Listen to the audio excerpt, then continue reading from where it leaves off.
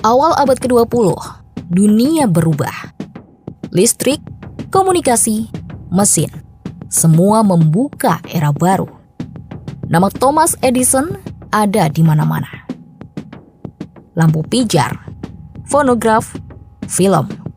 Ia jadi simbol kemajuan, simbol Amerika modern. Tapi ada satu orang lain. Lebih jenius, lebih visioner, lebih berbahaya bagi sistem. Nikola Tesla. Ilmuwan eksentrik dengan mimpi gila, energi gratis untuk semua manusia. Ia percaya listrik bukan komoditas, tapi hak asasi. Sama seperti udara, sama seperti air. Dan justru karena itu, namanya dikubur dalam-dalam. Karyanya dipinggirkan, sejarahnya dipelintir. Pertanyaannya, mengapa dunia memilih Edison dan melupakan Tesla?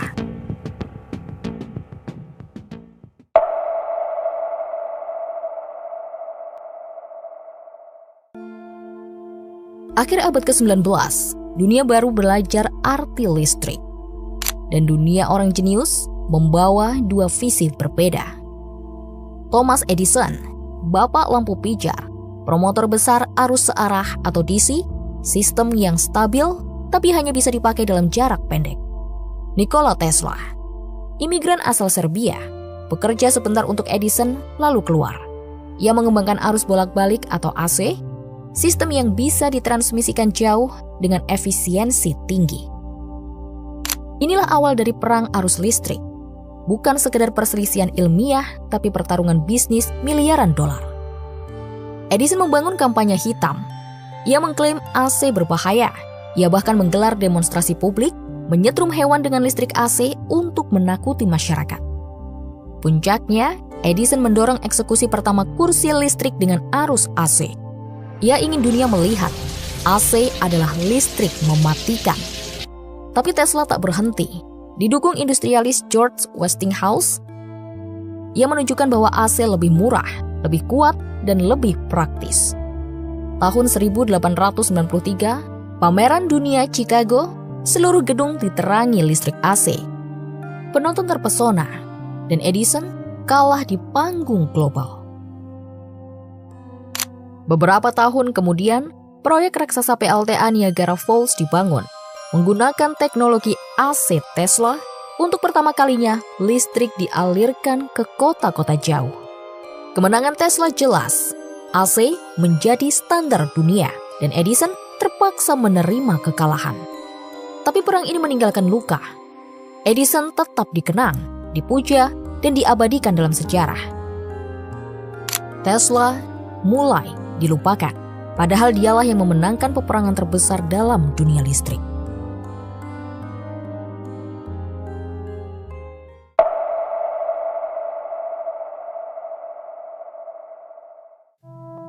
Tesla tidak berhenti di listrik AC. Baginya, kemenangan itu hanyalah permulaan. Ia punya visi jauh lebih besar. Energi tanpa kabel. Energi gratis untuk semua manusia. Ia membayangkan dunia tanpa tiang listrik, tanpa kabel yang kusut, hanya satu sumber energi yang dipancarkan ke seluruh bumi. Proyek itu bernama Wardenclyffe Tower, sebuah menara raksasa di Long Island, New York, dibangun tahun 1901 dengan antena setinggi 57 meter. Tesla percaya, lewat prinsip resonansi, ia bisa memancarkan listrik ke udara, seperti gelombang radio, tapi bukan sekedar suara, melainkan daya. Listrik untuk menyalakan lampu, mesin, bahkan seluruh kota. Dan yang paling radikal, energi itu gratis, tidak bisa diukur. Tidak bisa dijual, tidak bisa dimonopoli.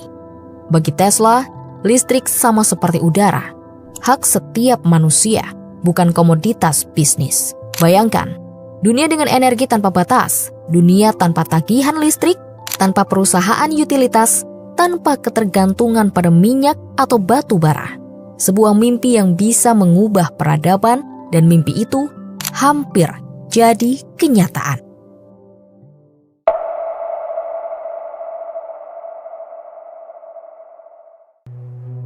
Untuk membangun Wardenclyffe Tower, Tesla butuh dana besar.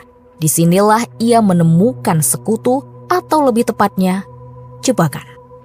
JP Morgan, bankir paling berpengaruh di Amerika, raja modal, pemilik jaringan industri, Morgan awalnya tertarik. Ia melihat potensi komunikasi nirkabel global, pesan, suara, informasi. Sebuah teknologi yang bisa menghasilkan keuntungan besar. Ia mengucurkan dana. Menara Wardenclyffe mulai dibangun. Tapi kemudian, Morgan mendengar sesuatu yang mengubah segalanya. Tesla tidak hanya ingin mengirimkan pesan, ia ingin mengirimkan energi. Energi listrik, gratis, untuk semua orang. Bagi Tesla itu adalah mimpi kemanusiaan. Bagi Morgan, itu adalah mimpi buruk bisnis. Bagaimana sebuah industri bisa bertahan jika energi tidak bisa dijual? Bagaimana investor bisa untung jika listrik tidak bisa dipatok harga? Jawabannya sederhana, mereka tidak bisa. Maka Morgan menarik dukungan. Dana berhenti, proyek lumpuh, Wardenclyffe Tower terbengkalai. Tesla mencoba mencari investor lain, tapi reputasinya sudah dirusak. Ia dicap gila, mimpinya ditertawakan. Kapitalisme memilih Edison. Karena listrik bisa dipaketkan dan dijual. Kapitalisme menyingkirkan Tesla karena listrik baginya adalah hak, bukan komoditas.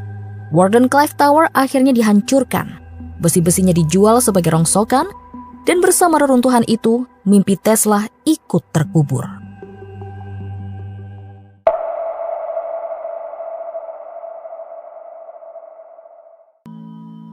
Setelah Wardenclyffe gagal, Tesla perlahan tenggelam.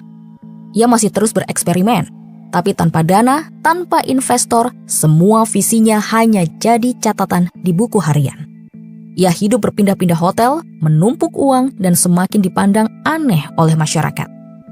Pada akhirnya, sang jenius yang dulu membayangkan dunia bertenaga listrik menghabiskan hari-hari terakhirnya sendirian. 7 Januari 1943, Nikola Tesla ditemukan meninggal di kamar hotel New York. Ia berusia 86 tahun. Tidak ada keluarga, tidak ada harta, hanya tumpukan catatan, diagram, dan prototipe aneh. Dan disinilah kisah jadi gelap. Tak lama setelah kematiannya, FBI masuk ke kamarnya. Semua dokumen Tesla disita. Puluhan peti berisi catatan eksperimen, desain mesin, dan teori energi dibawa pergi. Hingga hari ini, dokumen-dokumen itu hampir mustahil diakses publik. Sebagian disebut berisi rancangan Death Ray, senjata energi yang bisa menghancurkan pesawat dari jarak jauh. Sebagian lagi diduga terkait eksperimen energi nirkabel, teknologi yang jika benar bisa mengubah dunia.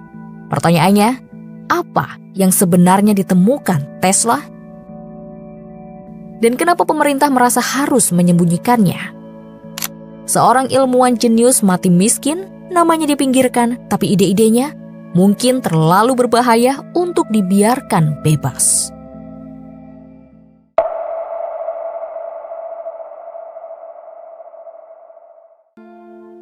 Tesla mati miskin, tapi ide-idenya tidak ikut mati. Banyak yang ia bayangkan sekarang menjadi kenyataan. Energi nirkabel. Tesla sudah mengujinya lebih dari 100 tahun lalu. Hari ini, kita punya Wi-Fi. Kita punya wireless charging. Kita menganggapnya biasa, tapi bagi Tesla, itu baru awal.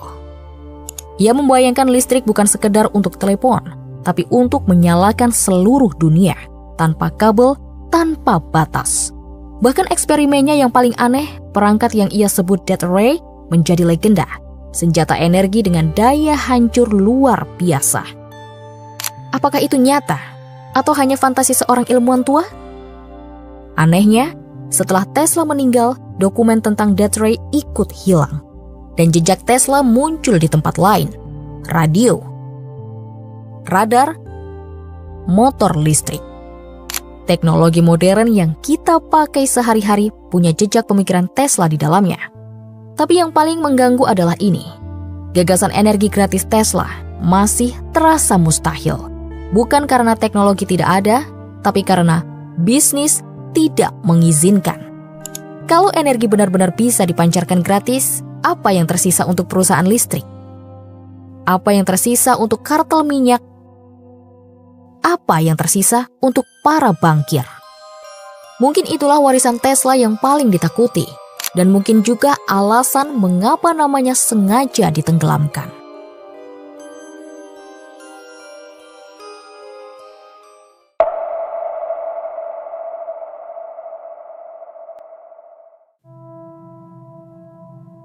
Dunia memilih Edison karena listrik bisa dijual. Dunia melupakan Tesla karena listrik baginya harus gratis. Edison diabadikan dalam buku sejarah. Perusahaannya tumbuh jadi raksasa.